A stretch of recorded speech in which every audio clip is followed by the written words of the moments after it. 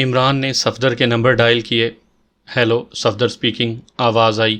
X2، Imran نے بھرائی ہوئی آواز میں کہا۔ Good evening sir. Evening, Imran نے جواب دیا اور پھر پوچھا، کیا تم صبح سے اب تک گھر ہی میں ہو؟ جی ہاں جناب، 3 بجے تک تو سوتا ہی رہا ہوں۔ اتنی دیر تک سوتے رہنا کوئی اچھی بات تو نہیں۔ خیر چھوڑو، تمہیں گھر سے باہر نکلنا چاہیے تھا، ہوٹلوں اور کلبوں کے چکر لگاؤ، ممکن ہے اس لڑکی کو بھی تمہاری تلاش ہو، وہ تمہیں ڈھونڈ رہی ہو۔ کون لڑکی جناب؟ جس نے کل رات تمہاری مدد کی تھی۔ اوہ، غالباً عمران صاحب نے آپ کو تمام حالات سے باخبر کر دیا۔ ہاں، اور جب اس لڑکی سے تمہاری ملاقات ہو تو مجھے اطلاع دینا، میں اس لڑکی کو دیکھنا چاہوں گا۔ بہت بہتر جناب، لیکن یہ سارا معاملہ اب تک میری سمجھ میں نہیں آ سکا۔ جولیا تمام حالات سے باخبر ہے، اس سے معلوم کر لینا، عمران نے کہا اور سلسلہ منقطع کر دیا۔ تھوڑی دیر تک ریسیور پر ہاتھ رکھے کچھ سوچتا رہا اور پھر چیخا، سلیمان! آواز اتنی زوردار تھی کہ پہلی ہی بار سلیمان کے کانوں تک پہنچ گئی، ورنہ وہ فوراً ہی وہاں کیسے پہنچ جاتا؟ مجھ سے اجازت لی تھی جانے کی؟ عمران اسے گھورتا ہوا بولا۔ نہیں، پھر کیوں گیا یہاں سے؟ صاحب وہ میں نے سوچا کہ… کچھ نہیں سوچا، عمران دائیں ران پر ہاتھ مار کر چیخا۔ کیا پکا رہا ہے اس وقت؟ مچھلی۔ اخروٹ ڈالا ہے اس میں؟ عمران نے سنجیدگی سے پوچھا۔ جی؟ مچھلی میں اخروٹ؟ ہاں، کوفتوں میں مونگ پھلی اور مچھلی میں اخروٹ پڑتا ہے۔ معلوم نہیں تجھے کس گدھے نے باورچی بنا دیا؟ عمران نے منہ بنا کر کہا۔ اچھا، اخروٹ بھی ڈال دوں گا، سلیمان اکتا کر بولا۔ گڈ، اب ہوئی نا بات۔ اگر اتنی ہی سعادت مندی سے کام کرتا رہا تو میں تجھے مدھو بالا کا باورچی بنوا دوں گا۔ اب میں جاؤں صاحب؟ سلیمان نے معصومیت سے پوچھا۔ جا بھاگ۔ سلیمان کے چلے جانے کے بعد عمران اپنا دایاں گال کھجاتا ہوا کسی سوچ میں پڑ گیا۔ صفدر نے جولیا کو فون کیا، وہ گھر ہی پر تھی۔ صفدر نے اسے کہا کہ وہ اس کے پاس آ رہا ہے، لہٰذا وہ گھر سے نہ جائے۔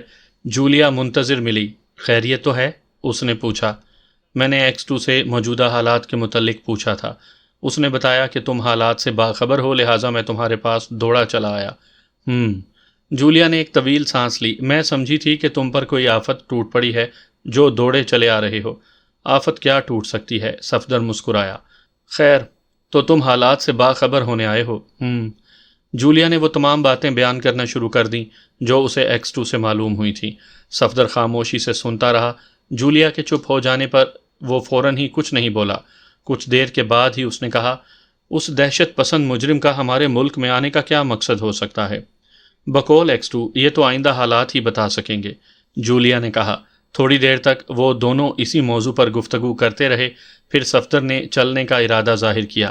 کہاں جاؤ گے؟ جولیا نے پوچھا۔ تفریح کرنے، X2 کا حکم ہے، صفدر نے مسکراتے ہوئے کہا۔ کیا مطلب؟ حکم ملا ہے کہ ہوٹلوں اور کلبوں کی خاک چھانو۔ کیوں؟ X2 کا خیال ہے کہ شاید وہ لڑکی کہیں دکھائی دے جس نے مجھے رہا کروایا تھا۔ صفدر نے بتایا، اگر وہ لڑکی ملی تو X2 کو بھی مطلع کرنا پڑے گا کیونکہ وہ اسے دیکھنا چاہتا ہے۔ کیوں؟ جولیا نے چونک کر پوچھا، حالانکہ اس کا یہ سوال قطعی اہم کا نہ تھا۔ شاید X2 دیکھے بغیر ہی اس لڑکی پر عاشق ہو گیا ہے، صفدر نے ہنستے ہوئے کہا۔ جولیا نے اس بات پر کچھ نہیں کہا، وہ کچھ سوچنے لگی تھی۔ تھوڑی دیر کے بعد بولی، جب تم X2 کو اطلاع دو تو مجھے بھی دینا۔ کیا تم بھی اس لڑکی کو دیکھنا چاہتی ہو؟ یہی سمجھ لو، یعنی حقیقت یہ نہیں ہے۔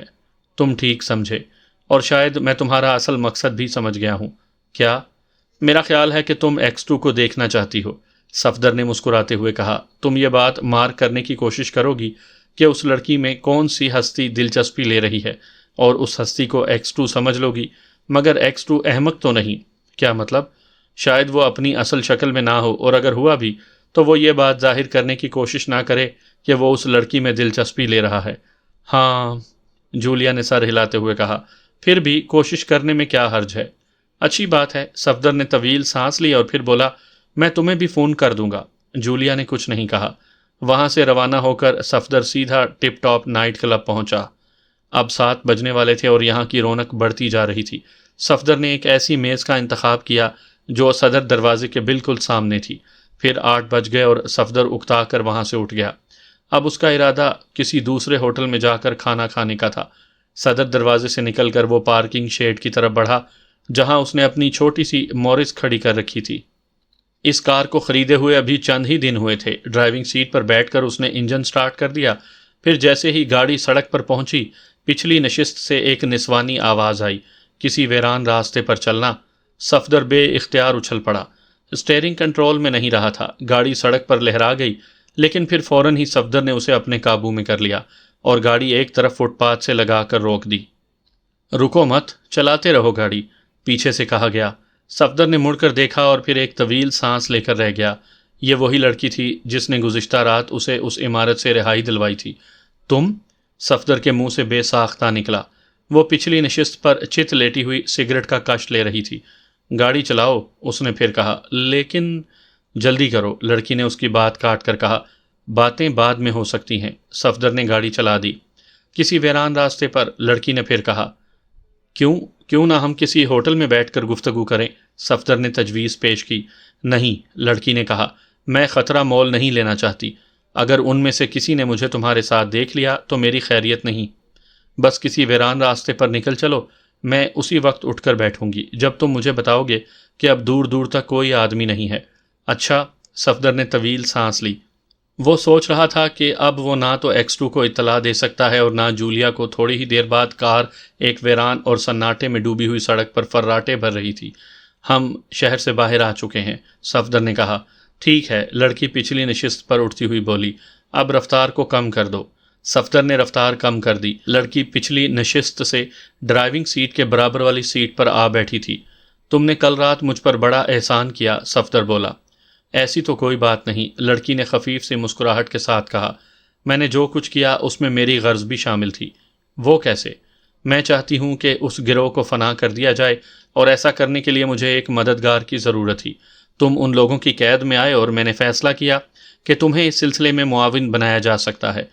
چنانچہ میں نے تمہیں وہاں سے رہا کیا، لیکن شاید تم بھی تو اس گروہ سے تعلق رکھتی ہو۔ ہاں، لڑکی نے سنجیدگی سے جواب دیا، لیکن اب میں جرم و گناہ کی اس زندگی سے عاجز آ گئی ہوں۔ ضمیر کی ملامت میرے لیے ناقابل برداشت ہو گئی ہے۔ میں اب ایک اچھی زندگی گزارنے کی خواہش مند ہوں۔ میں نہیں چاہتی کہ لوگ مجھ پر انگلیاں اٹھائیں۔ تو پھر تم اس گروہ سے الگ کیوں نہیں ہو گئی؟ مجھے اپنی زندگی سے نفرت نہیں ہے، لڑکی نے تلخ سی مسکراہٹ کے ساتھ کہا۔ اگر ان لوگوں کو ذرا سا بھی شک ہو گیا کہ میں ان سے الگ ہونا چاہتی ہوں تو مجھے ایک منٹ کے لیے بھی زندہ نہیں چھوڑا جائے گا۔ بہت خطرناک ہیں یہ لوگ۔ ہاں، اور خاص طور پر ہمارا باس، وہ بہت سخت مزاج ہے۔ اس کا نام کیا ہے؟ ہم میں سے کوئی بھی اس کا نام نہیں جانتا۔ گروہ کے افراد اسے بگ باس کہتے ہیں۔ تو کیا کوئی چھوٹا باس بھی ہے؟ ہاں۔ تم اس گروہ کو کیا سمجھتے ہو؟ یہ ایک بین الاقوامی گروہ ہے۔ دنیا کے ہر ملک میں اس کی شاخیں موجود ہیں۔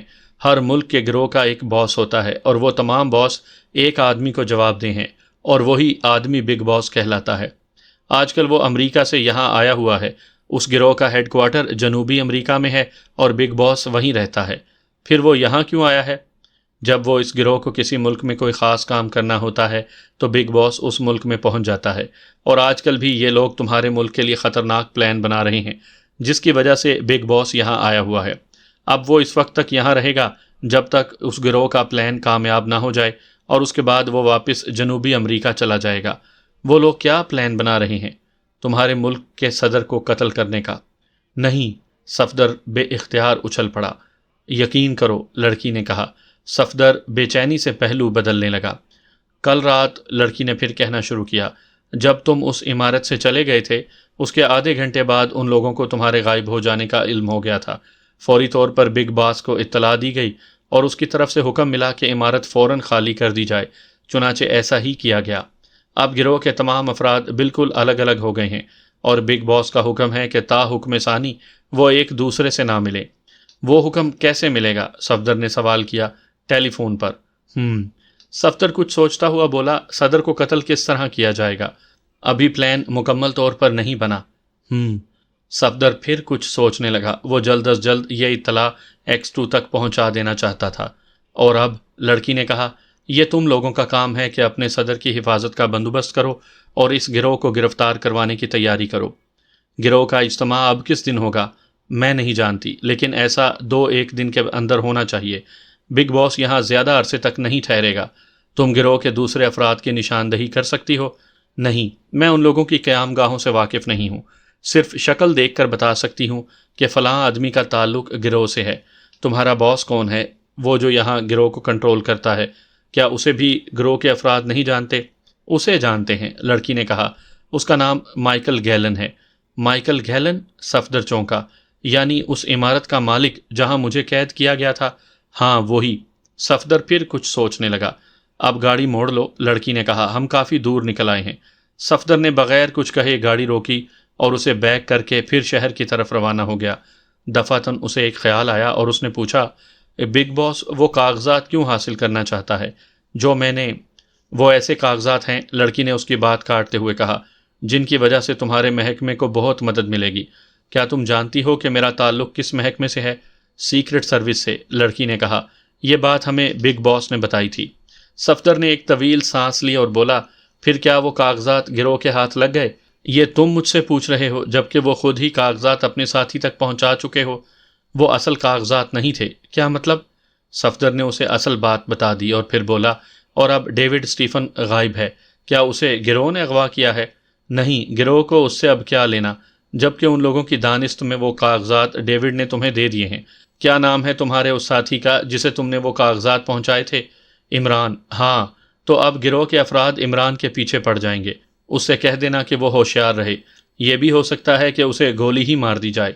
اوہ، صفدر ہونٹ سکوڑ کر بولا، تو ڈیوڈ اسٹیفن کو گروہ نے اغوا نہیں کیا؟ نہیں۔ پھر وہ کہاں غائب ہو گیا؟ صفدر بڑبڑایا۔ میں کیا کہہ سکتی ہوں؟ اوہ، دفعتاً صفدر نے چونک کر کہا، میں نے تمہارا نام تو اب تک پوچھا ہی نہیں۔ لوسیا۔ تمہارا قیام کہاں ہے؟ کیوں؟ شاید مجھے کسی وقت تمہاری ضرورت پڑے۔ نہیں، لوسیا نے کہا، میں فی الحال یہ نہیں بتا سکتی۔ کیوں؟ اگر تمہیں وہاں دیکھ لیا گیا تو بہت برا ہوگا۔ لیکن پھر تم سے رابطہ کیسے قائم کیا جائے؟ تو میرا فون نمبر نوٹ کر لو، بلکہ نوٹ کرنے کی بھی ضرورت نہیں، نمبر ایسے ہیں کہ تمہیں یاد رہیں گے۔ 33669۔ ٹھیک ہے، میں تمہیں انہی نمبروں پر رنگ کر لیا کروں گا۔ تمہارا فون نمبر اور پتہ کیا ہے؟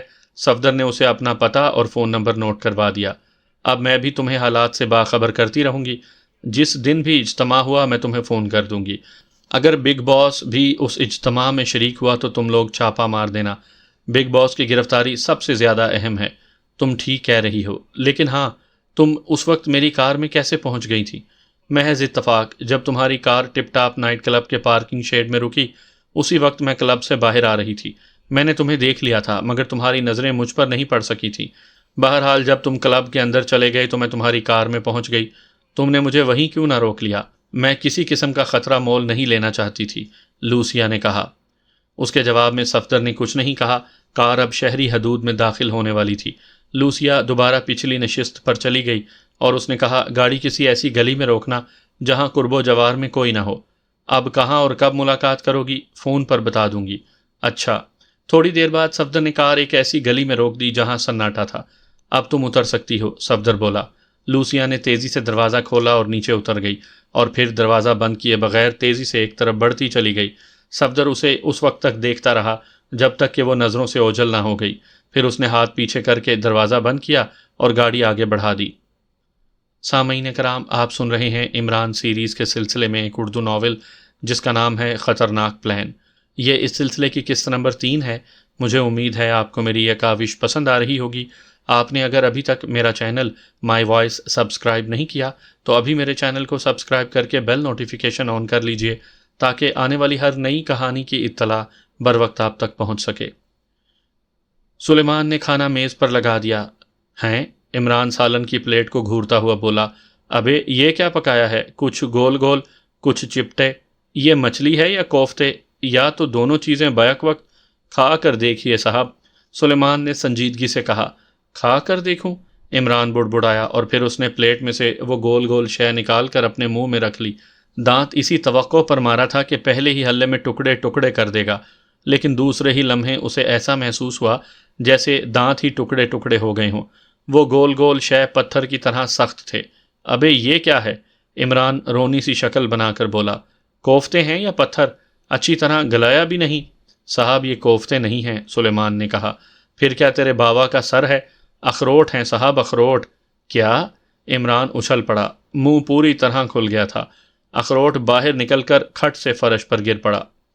آپ ہی نے تو مچھلی میں اخروٹ ڈالنے کے لیے کہا تھا، سلیمان بولا۔ ثابت ڈالنے کے لیے تھوڑی کہا تھا، عمران نے آنکھیں نکالی۔ اب یہ تو مجھے یاد نہیں کہ ثابت ڈالنے کے لیے کہا تھا یا توڑ کر ڈالنے کے لیے، سلیمان نے سادگی سے کہا۔ अगर आप कहें तो तोड़ कर ले आऊं, ऊपर से डाल कर खा लीजिएगा। मर गए, इमरान कराहता हुआ बोला और कुर्सी पर ढेर हो गया। क्या मुझसे कोई गलती हो गई साहब? सुलेमान बोला। गलती तो मुझसे हुई, इमरान ने ठंडी सांस लेकर कहा। तुझे मेरा नहीं बल्कि मुझे तेरा नौकर होना चाहिए था साहब, सुलेमान ने कहा। मैंने अपने लिए बग़ैर अखरोट की मछली भी पकाई है, अगर आप कहें तो वो ला दूं आपको। लेकर आ जल्दी, इमरान धाड़ा। सुलेमान ने खामोशी से सालन की प्लेट उठाई और बावर्ची खाने की तरफ चला गया। उसकी वापसी तक इमरान कुर्सी पर बैठा मुंह बसोरता रहा। दोबारा जो सालन आया उसमें अखरोट नहीं थे। इमरान ने इत्मीनान की सांस ली और खाने में मसरूफ़ हो गया। खाना खाने के बाद उसने सुलेमान से बर्तन समेट कर ले जाने के लिए कहा। सुलेमान बर्तन समेटता हुआ बोला, मैंने एक फ़ैसला किया है साहब। काहे का फ़ैसला? इमरान ने उसे घूरते हुए पूछा। अब खाने के मामले में हमेशा आपके मशवरे पर अमल करूँगा।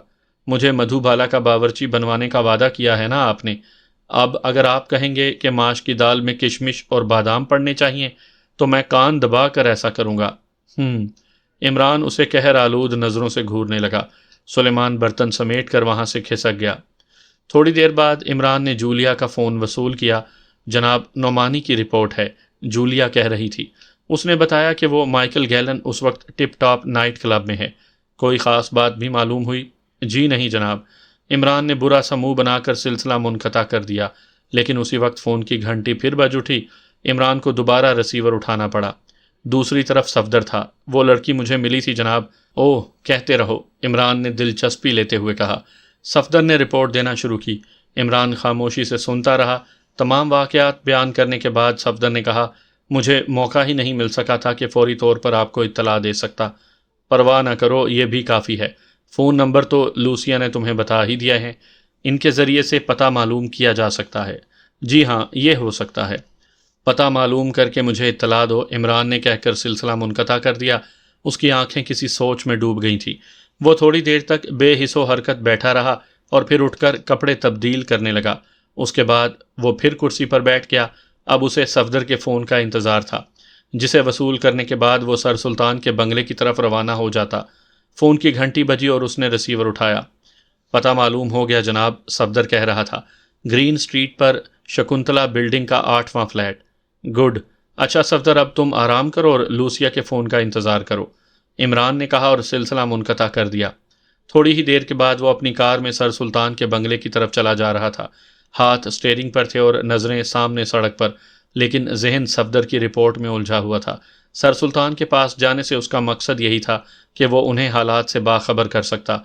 उसे मालूम था कि एक ही दिन के बाद सदर ममलिकत एक जलसे में अवाम से खिताब करने वाले हैं। अब इमरान की कोशिश यही होनी थी कि किसी तरह उस जलसे को कुछ दिन के लिए मुलतवी करवा दे, यानी सदर ममलिकत तकरीर ना करें या फिर जलसे में हिफाजत का बहुत ही सख्त इंतज़ाम किया जा सके। कार दौड़ती रही और इमरान सोचता रहा। सर सुल्तान से 1 घंटे की तवील मुलाकात के बाद इमरान वहाँ से रवाना हो गया। सर सुल्तान ने कहा था कि वो सदर ममलिकत की तकरीर को चंद दिन के लिए मुलतवी करवाने की कोशिश करेंगे। इमरान की ज़बानी हालात से बाखबर होकर वो बेहद परेशान हो गए थे और ऐसा मालूम हुआ था जैसे उन्होंने क़यामत के आ जाने की खबर सुनी हो। इमरान ने उन्हें तसल्ली दी थी और वादा किया था कि वो बहुत जल्द हालात पर काबू पा लेगा, और अब वो टिप टॉप नाइट क्लब की तरफ जा रहा था। मकसद ये था कि वो माइकल गैलन पर भी एक नज़र डाल ले, मगर उसे ज़्यादा उम्मीद नहीं थी कि वो अब भी वहाँ होगा, क्योंकि नुमानी ने जब इस बात की खबर दी थी उसको 1.5 घंटे से ज़्यादा हो चुका था। लेकिन इत्तफाक कि नुमानी क्लब में मौजूद था और उसका मतलब यही हो सकता था कि माइकल गैलन भी वहाँ मौजूद है। इमरान सीधा नुमानी की मेज़ पर पहुँच गया। अस्सलाम अलैकुम साहब। वालेकुम अस्सलाम, नुमानी ने चौंक कर कहा। आप यहाँ? क्या मैं किसी गलत जगह पर आ गया हूँ? इमरान ने बौखलाए हुए अंदाज में कहा। नहीं, नुमानी ने मुस्कुराते हुए कहा, मेरा मतलब दूसरा था। ओ, इमरान ने एक तवील सांस ली और फिर बोला, मैं तीसरा या शायद चौथा समझा था। खैर टालो, आओ रिक्रिएशन हॉल में चलें, यहाँ क्या धरा है? मैं यहाँ तफरीह के लिए नहीं आया हूँ इमरान साहब। फिर? इमरान ने हैरत जाहिर की। मैं यहाँ एक आदमी की निगरानी कर रहा हूँ। किसकी? आपके दाएं हाथ की तरफ 3 मेज़ें छोड़कर चौथी मेज़ पर जो आदमी बैठा है, नुमानी ने मुड़कर देखे बगैर कहा। इमरान ने भी फ़ौरन ही उस तरफ नहीं देखा था। पहले बाएं हाथ की तरफ नज़र दौड़ाई, फिर सारे हाल का जायज़ा लेते हुए उस मेज़ की तरफ देखा था। وہاں اسے 40-45 سال کا ایک اینگلو انڈین بیٹھا نظر آیا جو شاید چائے پی رہا تھا۔ اس کا نام مائیکل گیلن ہے، نعمانی بولا۔ اوہ، تو کیا ایکس2 نے اس کی نگرانی شروع کروا دی ہے؟ کیا آپ کو نہیں معلوم؟ نہیں، میں فضول سمجھتا ہوں اس کی نگرانی کو۔ میں اس سلسلے میں کچھ نہیں کہہ سکتا، مجھے حالات کا علم ہی نہیں ہے۔ یہ بھی نہیں معلوم کہ یہ مائیکل گیلن کون ہے۔ ارے تمہیں یہ بھی نہیں معلوم؟ عمران نے پلکیں جھپکاتے ہوئے کہا اور پھر آگے جھک کر رازدارانہ انداز میں بولا، یہ مائیکل گیلن ہے۔ نعمانی دھیرے سے ہنس دیا۔ یہ یہاں کب سے ہے؟ عمران نے پوچھا۔ کون، مائیکل گیلن؟ ہاں، تقریباً 2 گھنٹے ہو گئے۔ پہلے یہ ریکریشن ہال میں تھا، وہاں اس نے کافی وقت گزارا اور اب تھوڑی ہی دیر پہلے یہاں آ کر بیٹھا ہے۔ یار، اس کی کوئی لڑکی بھی ہے؟ عمران نے پوچھا۔ کیوں؟ نعمانی نے مسکراتے ہوئے پوچھا۔ کیا آپ نے ڈیڈی سے شادی کی بات چیت کر لی ہے؟ ارے ارے خبردار، عمران نے اسے للکارا۔ تو میری ماں پر سوکن لانا چاہتے ہو؟ لا حول ولا قوت، نعمانی گڑبڑا گیا۔ میرا مطلب تو یہ تھا کہ آپ نے ڈیڈی سے اپنی شادی کے متعلق بات کر لی ہے۔ مجھے ڈیڈی سے شادی نہیں کرنا جو میں ان سے بات کروں۔ مائیکل کی لڑکی کے متعلق میں نے اس لیے پوچھا ہے کہ اگر ممکن ہو تو ایکس2 سے اس کی شادی کروا دوں، ہم لوگوں کو سکون مل جائے گا۔ وہ کیسے؟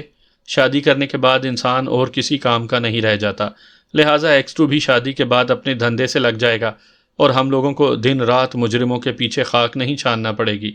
اوہ، وہ اٹھ رہا ہے، دفعتاً نعمانی بولا۔ کون؟ مائیکل۔ عمران نے مڑ کر دیکھا، مائیکل دروازے کی طرف جا رہا تھا۔ چلو میں بھی چلتا ہوں، عمران نے اٹھتے ہوئے کہا۔ میں بھی اس کا گھر دیکھ لوں، اگر کوئی لڑکی ہو تو ایکس2 کا بیڑا غرق کرنے کی تیاری شروع کر دوں گا۔ میں موٹر سائیکل پر ہوں، نعمانی نے کہا۔ میں بھی اونٹ پر نہیں ہوں، باہر میری کار موجود ہے، عمران نے دروازے کی طرف بڑھتے ہوئے کہا اور پھر بولا، مائیکل بھی کار پر ہوگا؟ جی ہاں، سرخ رنگ کی اسٹوڈی بیکر۔ تھوڑی ہی دیر کے بعد تعاقب شروع ہو گیا۔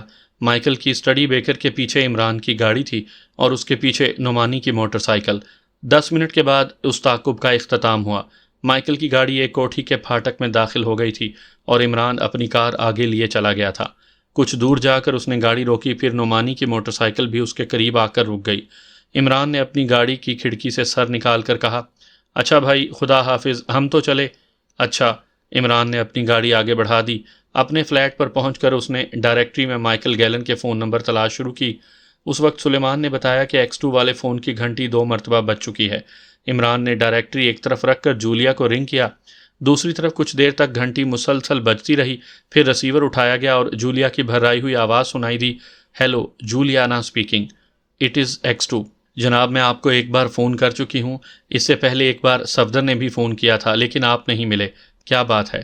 صفدر نے مجھے اطلاع دی ہے کہ لوسیا نے اسے فون کیا تھا۔ اس نے بتایا ہے کہ پہلے اسے اس بات کا علم نہیں تھا کہ ڈیوڈ اسٹیفن کا کیا رہا، لیکن اب معلوم ہوا ہے کہ انہی لوگوں نے اغوا کیا ہے اور وہ مائیکل گیلن کی کوٹھی میں قید ہے۔ اس کے علاوہ لوسیا نے یہ بھی بات بتائی کہ عمران کو گولی مار دینے کا فیصلہ کیا جا چکا ہے اور عنقریب یہ حملہ ہوگا، لہٰذا عمران کو محتاط رہنا چاہیے۔ عمران نے سوچتے ہوئے کہا، اور کچھ؟ جی نہیں، صدیقی اور خاور کو عمران کی حفاظت کے لیے مقرر کر دو۔ عمران جہاں بھی جائے ان دونوں کو اس سے زیادہ دور نہیں رہنا چاہیے۔ بہت بہتر، لیکن جناب، صدیقی اور خاور گولی کا رخ نہیں موڑ سکیں گے۔ تم کیا کہنا چاہتی ہو؟ میرا مطلب ہے کہ عمران کو بلٹ پروف استعمال کرنی چاہیے۔ لوسیا نے بھی صفدر سے یہی بات کہی تھی۔ ٹھیک ہے، تم عمران تک یہ حکم پہنچا دو کہ وہ بلٹ پروف استعمال کرے۔ بہت بہتر۔ عمران نے سلسلہ منقطع کیا اور دوسرے فون کی گھنٹی بجنے کا انتظار کرنے لگا۔ گھنٹی بجی اور عمران نے ریسیور اٹھا لیا اور ماؤتھ پیس میں بولا، عمران اسپیکنگ، میں جولیا بول رہی ہوں۔ مالی خولیا کی بیماری بڑی واہیات ہوتی ہے، مجھے تم تک ایکس2 کا حکم پہنچانا ہے۔ تمہاری جان خطرے میں ہے، اس لیے بلٹ پروف استعمال کرو۔ میری جان صرف اسی وقت خطرے میں پڑتی ہے جب تم مجھے ترچھی نظروں سے دیکھو۔ مجھے اور کچھ نہیں کہنا، جولیا نے کہا اور پھر سلسلہ منقطع ہونے کی آواز آئی۔ عمران نے مسکراتے ہوئے ریسیور رکھ دیا۔ اب پھر وہ ٹیلی فون ڈائریکٹری میں مائیکل کے فون نمبر تلاش کر رہا تھا۔ تلاش کرنے کے بعد اس نے انہیں نوٹ بک میں لکھ لیا۔ جولیا سے فون پر گفتگو کرنے سے پہلے اس نے سوچا تھا کہ وہ گمنام آدمی کی حیثیت سے مائیکل کو فون کرے گا اور اسے بلیک میل کرنے کی کوشش کرے گا، لیکن اب اس نے اس کا ارادہ ترک کر دیا تھا۔ جولیا سے معلوم ہوا تھا کہ لوسیا کے بیان کے مطابق ڈیوڈ اسٹیفن مائیکل گیلن کی قید میں ہے، لہٰذا اب عمران یہ چاہتا تھا کہ کسی طرح مائیکل گیلن کی کوٹھی میں داخل ہو، کیونکہ ڈیوڈ اسٹیفن کی بازیابی بہت ضروری تھی تاکہ اس سے اصل کاغذات کے متعلق پوچھا جائے۔ رات کا 1 بجنے والا تھا اور عمران کی کار سڑکوں پر فراٹے بھر رہی تھی۔ وہ مائیکل کی کوٹھی میں گھسنے کے ارادے سے روانہ ہوا تھا اور اس کی جیب میں ایک سیاہ نقاب بھی تھا جسے کوٹھی میں داخل ہونے سے پہلے چہرے پر چڑھا لیا جاتا۔ مائیکل گیلن کی کوٹھی سے 400-500 گز کا فاصلہ رہ گیا تھا جب عمران نے کار روک کر انجن بند کیا اور نیچے اتر آیا۔ اب وہ پیدل ہی مائیکل گیلن کی کوٹھی کی طرف جا رہا تھا، لیکن ابھی وہ کچھ ہی دور چلا تھا کہ سناٹا فائرنگ کی آواز سے مجروح ہونے لگا۔ گولیاں چلنے کی پے در پے آوازیں دور تک پھیلی تھیں۔ عمران بے تحاشا دوڑ پڑا کیونکہ فائرنگ کی آواز مائیکل کی کوٹھی ہی کی سمت سے آئی تھی۔ قرب و جوار کی عمارتوں میں روشنی ہونے لگی، لوگ کھڑکیاں کھول کھول کر باہر جھانکنے لگے تھے۔ عمران نے اپنی رفتار تیز کر دی، اب بچاؤ بچاؤ کی چیخیں بھی سنائی دینے لگی تھیں۔ عمران مائیکل کی کوٹھی کے قریب پہنچ گیا۔ فائرنگ کی آواز اب نہیں آ رہی تھی۔ ایک آدمی دوڑتا ہوا پھاٹک سے نکلا اور ٹھوکر کھا کر گر پڑا، پھر وہ خود سے اٹھ ہی نہ سکا۔ عمران نے اسے سہارا دے کر اٹھایا۔ اس آدمی پر غشی سی طاری ہو گئی تھی اور وہ زیر لب آہستہ آہستہ کہہ رہا تھا، بچاؤ بچاؤ۔ عمران نے اسے پہچان لیا، وہ ڈیوڈ اسٹیفن تھا۔ اتنی دیر میں قرب و جوار کی عمارتوں سے بھی کئی آدمی نکل کر ان کے قریب آ گئے تھے۔ کیا بات ہے، یہ فائرنگ کس نے کی تھی؟ کیا ڈاکو آ گئے تھے؟ جتنے منہ اتنی باتیں، لیکن اب عمران کی نظریں مائیکل پر تھیں جو پھاٹک سے نکل کر ان کے قریب آ رہا تھا۔ کیا کوئی زخمی ہو گیا ہے؟ مائیکل کی آواز سن کر ڈیوڈ اسٹیفن نے آنکھیں کھولی اور پھر مائیکل پر نظر پڑتے ہی چیخ پڑا، بچاؤ مجھے، اس درندے سے بچاؤ۔ مائیکل کے چہرے پر حیرت کے آثار پیدا ہو گئے۔ بچاؤ، ڈیوڈ پھر چیخ پڑا۔ اب تم محفوظ ہو دوست، عمران نے اس کا شانہ تھپکتے ہوئے کہا۔ یہ درندہ ہے، ڈیوڈ نے انگلی سے مائیکل کی طرف اشارہ کرتے ہوئے کہا۔ اسی وقت کاروں کے سائرن کی آواز سنائی دی۔ آنے والی 2 پولیس کاریں تھیں۔ غالباً کسی نے فائرنگ کی آوازیں سن کر قریبی تھانے کو فون کر دیا تھا۔ عمران نے جھک کر ڈیوڈ کے کان میں سرگوشی کی، اب گھبرانے کی ضرورت نہیں ہے، میں سیکرٹ سروس کا آدمی ہوں۔ ڈیوڈ اسٹیفن نے عمران کی طرف دیکھا اور پھر نظریں جھکا لیں۔ پولیس کاریں قریب آ کر رک چکی تھیں اور اب 2 پولیس آفیسر اور چند سپاہی ان میں سے اتر کر قریب آ رہے تھے۔ اس جگہ اچھی خاصی بھیڑ ہو گئی تھی، لوگ دریافت حال کے لیے گھروں سے نکل پڑے تھے۔ فون کس نے کیا تھا؟ ایک پولیس آفیسر نے پوچھا۔ میں نے جناب، ایک آدمی نے بھیڑ میں سے نکل کر قریب آتے ہوئے کہا۔ یہاں فائرنگ ہوئی تھی۔ کس نے کی تھی فائرنگ؟ اس نے، اس درندے نے، ڈیوڈ مائیکل کی طرف اشارہ کرتا ہوا چیخا۔ فائرنگ مجھ پر کی گئی تھی لیکن میں بچ گیا۔ کیا بکواس ہے، مائیکل جھلائے ہوئے انداز میں بولا۔ اب چالاکی نہیں چلے گی، ڈیوڈ نے ہاتھ نچاتے ہوئے کہا۔ تم نے مجھے اپنی کوٹھی میں قید رکھا تھا، تم مجھ پر تشدد کرتے رہے تھے، میرے جسم پر نشانات موجود ہیں، میرے خلاف سازش کی جا رہی ہے، مائیکل چیخا۔ ٹھہریے جناب، پولیس آفیسر بولا، ابھی سب کچھ معلوم ہو جائے گا۔ آپ کون ہیں؟ پولیس آفیسر نے عمران سے پوچھا جو ڈیوڈ کو سہارا دے کر کھڑا کر رہا تھا۔ میرا نام عمران ہے۔ جی ہاں، عمران نے پلکیں جھپکاتے ہوئے کہا۔ ادھر سے گزر رہا تھا کہ فائرنگ کی آواز اور چیخیں سنی، پھر یہ صاحب پھاٹک سے بھاگتے ہوئے نکلے اور گر پڑے۔ جی ہاں۔ آپ نے انہیں کس کوٹھی کے پھاٹک سے نکلتے دیکھا ہے؟ اس سے، عمران نے مائیکل کی کوٹھی کی طرف اشارہ کیا۔ یہ کوٹھی کس کی ہے؟ میری ہے، مائیکل نے جھلائے ہوئے انداز میں کہا۔ لیکن یہ بکواس ہے کہ میں نے اس آدمی کو قید کیا تھا۔ آپ کا نام کیا ہے جناب؟ آفیسر نے ڈیوڈ سے پوچھا۔ David Stephen. آپ کو قید کرنے کا مقصد کیا تھا؟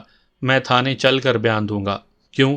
یہاں مناسب نہیں ہے۔ کیوں؟ آفیسر جھلا گیا۔ بات سیاسی قسم کی ہے، ڈیوڈ نے کہا، اور پھر مائیکل کی طرف اشارہ کرتے ہوئے بولا، اسے یہاں سے جانے نہ دیا جائے، اگر یہ بھاگ گیا تو پھر ہاتھ نہیں آ سکے گا۔